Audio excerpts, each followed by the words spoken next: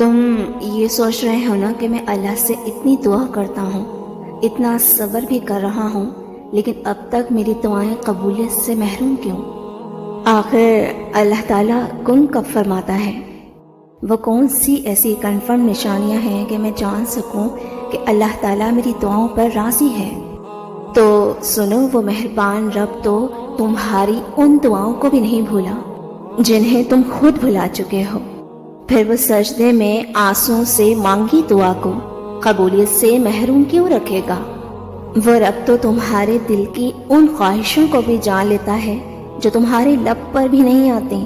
وہ ذرہ برابر کسی کا حساب ادھر سے ادھر نہیں کرتا۔ سنو، اللہ تعالیٰ قرآن پاک میں تمہارے اس ٹوٹے دل سے مخاطب ہے۔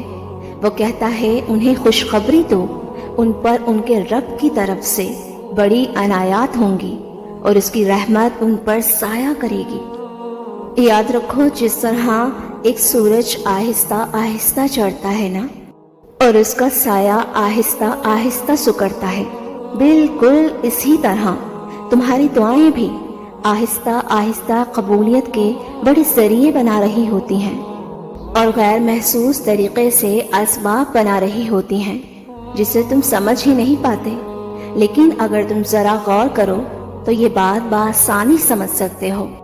یہ جو تمہارا دل ہے نا، یہ ایک ٹریفک لائٹ کی مانند ہوتا ہے، رہنمائی بھی کرتا ہے، وارننگ بھی دیتا ہے اور سگنل بھی دیتا ہے۔ اب جو حالات و واقعات کے تم ظاہر کو دیکھتے ہو، اس سے انسپائر ہو جاتے ہو، اس کے پردے میں کیا مشیتیں ہیں اس کی تو سمجھ نہیں پاتے، انڈرسٹینڈ نہیں کر پاتے۔ اس کے پشت پر کیا چیز مطلوب ہے اللہ کو، یہ ہمیں نظر نہیں آتا۔ وی آر شارٹ سائیڈڈ، ہماری نگاہ کچھ دور تک جاتی ہے، اس سے آگے نہیں جا پاتی۔ در حقیقت ایمان کا حاصل جو ہو رہا ہے غلط نہیں ہے، اللہ تعالیٰ کی اجازت سے ہی ہو رہا ہے۔ کوئی اگر چھوڑ جائے یا کچھ چھن جائے، اللہ تعالیٰ کہتا ہے غم اس کا ہرگز سوار نہ کرو، اس میں تمہاری ہی بہتری ہے۔ میرا رب قرآن مجید میں بار بار کہہ رہا ہے، نہ ان پر کوئی خوف آتا ہے اور نہ وہ حزن سے دوچار ہوتے ہیں۔ خوف کس بات کا؟ تمہاری زندگی کی ڈور اس کے ہاتھ میں ہے جس نے تمہیں تخلیق کیا، کریٹ کیا۔ وہ تمہارے لیے غلط کیسے کر سکتا ہے؟ تمہیں ایسا لگتا ہے نا کہ تمہاری دعا قبول نہیں ہو رہی، تو سمجھ لو ابھی اللہ تعالیٰ آپ کو ٹیسٹ کر رہا ہے۔ یاد رکھو، زندگی دن اور رات کی طرح ہے۔ اگر ابھی آپ کی زندگی میں کوئی دکھ ہے تو سمجھ لو کہ یہ آپ کی رات ہے، تو اس میں خود کو سلو ڈاؤن کرنا ہوتا ہے۔ جیسے ہم رات میں آرام کرتے ہیں نا، ویسے ہی وقت بدلے گا بہت جلد، کیونکہ وقت تو بدلتا ہے اور پھر آپ کی زندگی کا سورج بھی نکلے گا۔ سنو، اللہ تعالیٰ آپ کو ڈپریشن میں دیکھنا نہیں چاہتا، یہ آپ کی اپنی چوائس ہے۔ خود کو کمزور کرتے ہو۔ یاد رکھو، غم اور تکلیفیں فنا ہو جائیں گی، کیونکہ ہر شے کو زوال ہے۔ تم نے اللہ کو اپنا وکیل بنایا ہے نا، اللہ پر توکل بھی کیا ہے، تو بے فکر ہو جاؤ۔ اللہ تعالیٰ کسی معجزے کی طرح تمہاری مدد کرے گا۔